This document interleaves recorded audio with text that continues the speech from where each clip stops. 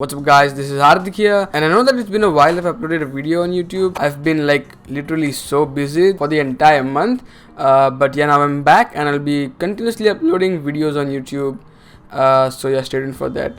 Also, as you guys know that I had bricked my Nexus 6P, so unfortunately no contents on that, but I have the 5X here with me now, so yeah, expect a lot of content on the Nexus 5X. So yeah, today we'll be taking a look at the Pure Nexus ROM for our Nexus 6P, and I'll be telling you guys why I think that this is the best 7.1 ROM for our Nexus 5X. So without any further ado, let's get started. I'll quickly jump into the settings and I'll show you that this is actually the Pure Nexus ROM for the Nexus 5X. So as you can see, the Android version is 7.1.1 and the security patch level is January 5. I guess there is an update for the Feb security patch, but I'm not sure about that. So if there is, I'll be leaving a link in the description below. So this ROM is basically really smooth, as you can see.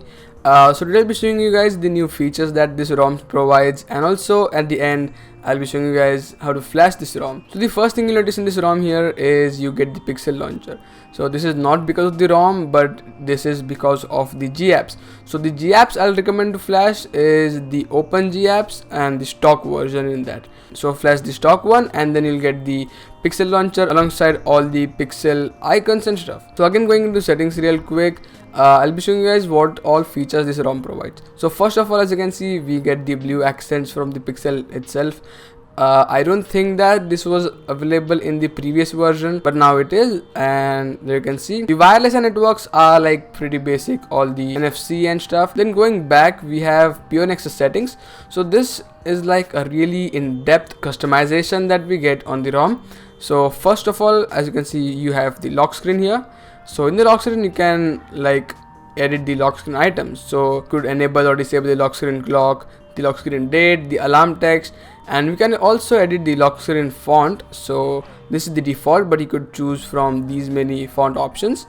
Then going back again, we have double tap to sleep anywhere in the lock screen. So if you enable that, you could like double tap anywhere on the lock screen and your device will go to sleep. Lock screen torch, so it says the lock screen power button with screen off turns on torch. I don't recommend doing this because it may happen that the flashlight will turn on automatically in your pocket. So I recommend turning this feature off. Then media cover art, it's basically if you are playing a music, the media art will be appearing on the lock screen itself. Then going down, we have scramble layout, lock screen pin ripple, and the fingerprint authentication vibration. So if you don't like the vibration after you use the fingerprint, you could turn that off in here. Then going back, we have notification drawer. So we have the quick pull down. So if you just pull down from right, it will basically display the quick toggles, but if you do it from the left hand side, it will only display the notifications. So that's like a really cool thing to have in all the ROMs. Then you have smart pull down. I actually have no idea what this is, but yeah, it's off by default. So if you want to mess with that, you could do it yourself. Then going down, you have force expand notifications. I prefer turning that off because I actually don't need to expand the notification unless and until I do it manually. So yeah, that's like a really personal choice. Then we have data tile. So if you enable that, it's actually one tap to data to enable or disable the data. I don't like that. I just like the normal manually turning it on and stuff, but yeah, again, that's up to you. Then we have vibrate on touch, disable quick settings. So there's an option to disable the entire quick settings as well. Then we have the quick setting tiles. We have the number of tiles, the columns, the rows, the portrait and landscape, so you could mess with that if you want. Then we have custom header image. I don't like anything on my notification drawer or my status bar, so I just kept it off. Then going down into status bar, the fun begins here basically. So in battery settings, if you can see, we have these many styles to choose from. So if you like to keep it on circular, you could keep that as well. I like it, the icon port with the stock kind of feel, so I leave it on that itself. Then we have battery percentage, either hidden or inside the icon or even next to the icon.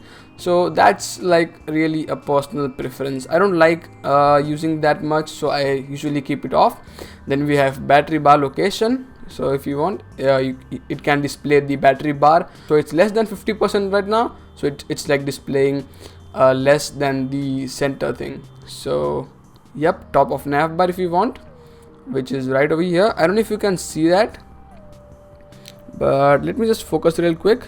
So there you can see it's like above the nav bar, which is right over here. There you can see it's less than 50%, so it's showing that. Or if you want, you could do it on the bottom of the nav bar, which will be pretty clear over here, so you could mess with that as well. Then going back again, we have carrier label, so you could like set any of your label on the status bar itself if you want. Then we have network traffic, clock settings, basic settings like show seconds and stuff, the things that we used to get in the system UI tuner. If we enable it from over here, from long pressing the setting icon over here, you get it over here. Then date, AM, PM, and alignment, right, center, or the left. Then going back again, we have network traffic. So if we just enable this, you'll basically get the network or the bytes per second or bits per second, anything that you want on your status bar. Then going back again, we have status bar icons. This is like basic things that we again used to get in the system UI tuner, which is right over here. Then we have double tap to sleep. I don't like this, so I just keep it off. Then we have brightness control, so we could adjust the brightness by sliding on the status bar itself. There you can see we could do that. Then going back, we have notification count. I did turn this on because I actually like having the notification count on my status bar. Then we have battery, Bluetooth battery status. So if you're connected like to a Bluetooth speaker, this will actually show the battery status of the Bluetooth speaker on your status bar. Then going back, we have nav bar, so you could enable or disable the nav bar. You could also enable or disable the nav bar animation that we get of the pixel. So as you can see, there is the animation itself. So you could enable or disable that as well. Even the one-handed mode, we have double tap to sleep. We have kill app back button, so like it won't keep the app in the RAM, it will directly clear it out after you hit the back button. Then we have nav bar dimensions to edit that, and we have nav bar tuner. So again, this we used to get on the system UI tuner of our settings option. Then going back, we have power menu, so it's basically you could enable or disable or add or remove stuff from the power menu that we get over here. So I have added screenshot because that actually helps me a lot taking a screenshot, but yeah, you could enable or disable anything you want. Then going down, we have volume rocker, all the basic volume rocker things. I won't be explaining this because like it's like really common in all the ROMs, so you could just take a look for yourself and yep, you're good to go. Then going down, we have display, so we have expanded display, we have wake on plug. I usually keep this on. We have 3-finger screenshot, so if we just enable that and if we just do 3 fingers, that does the screenshot thing. But I have the screenshot option in my power menu, so I won't be, so I like did not enable that over here. Then we have notification light and the battery light. You could enable or disable that as per your wish. Then going down, we have media notifications, basic things or basic stuff that we get in the sounds option of our settings. So yep, just look at that and then you're good to go. Then we have miscellaneous, and we have the toast icon, scrolling cache. I don't know what this is, but I don't think it's of any use to anyone. Then we have the display. Basically we have the night light mode here as well, so you could keep it automatic and stuff. It's disabled for now. We also have the quick toggle menu for that, so there we go, that's there. Then we have sleep, ambient display, display size, font size and stuff like that.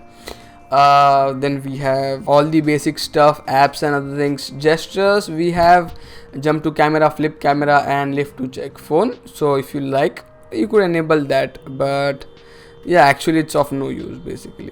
Then going down, we have all the basic settings. So as I said that I'll be reviewing this ROM and I'll be giving you my impressions of using this ROM for over a month. The first thing I have to say that this ROM has been really great for me. The main question people ask me is about the battery life of the particular ROM. So I'll be saying that the battery life, let me just quickly show you for now. So mine is right now at 43%. I was out the entire day, my LTE was on, so 43% right now, and it's over 2 hours of screen on time. but I'll be displaying a screenshot on my screen right now. So as you can see that on lighter use you actually get more than 4 hours screen on time easily on this phone.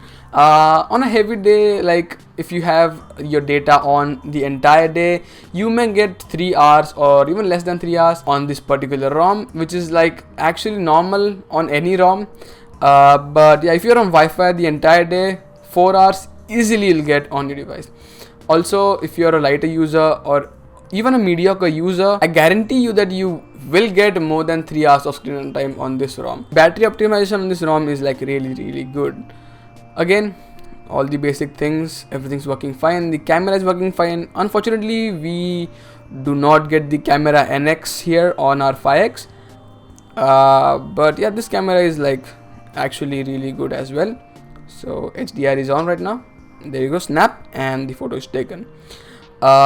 Also, this ROM has been really smooth for me, no issues whatsoever. It does hiccup sometimes while I quick pull down from the right side over here, but other than that, this ROM has been like really good, no issues whatsoever. So yeah, the battery life has been good, the camera is working fine, the apps are running fine, no issues whatsoever. Also, it's like close to stock Android. So yeah, what else do you need in the ROM? This is like a perfect combination for a Nexus 5X. This ROM has been actually really good on my Nexus 5X. So again, 7.1.1, there we go, Android Nougat. It has been a really good experience for me. Again, if you want to flash this ROM, all the ROM links and the GApps link will be in the description below, so do check the description out if you want. But yeah, I did tell you that I'll be showing you how to flash it, but this video has been like really long video. But yeah, if you want to flash it, just do one thing. You just need to have a custom recovery installed and you must be rooted basically. Just what to do is reboot into your recovery, select wipe, select advanced wipe, clear the Dalvik art cache, system data. Do not clear the internal storage because that's where you have the ROM file and stuff. Once that's wiped, just flash the ROM, and once the ROM is flashed, just flash the GApps. And again, the suggested GApps will be open GApps, the stock ones if you want the Pixel launcher and stuff. If you want the Google screen to work in your Pixel launcher, just have to do is flash the stock ones and then you're good to go. So yeah, for now that's been it guys. Thank you for this video. If you like this video, give it a big thumbs up, and also let me know what other videos should I make in the future on my Nexus 5X, and I'll be making that in the future as well. So yeah, for now that's been it guys. Thank you for this video. If you like this video, give it a big thumbs up, and I'll catch you guys in my next one.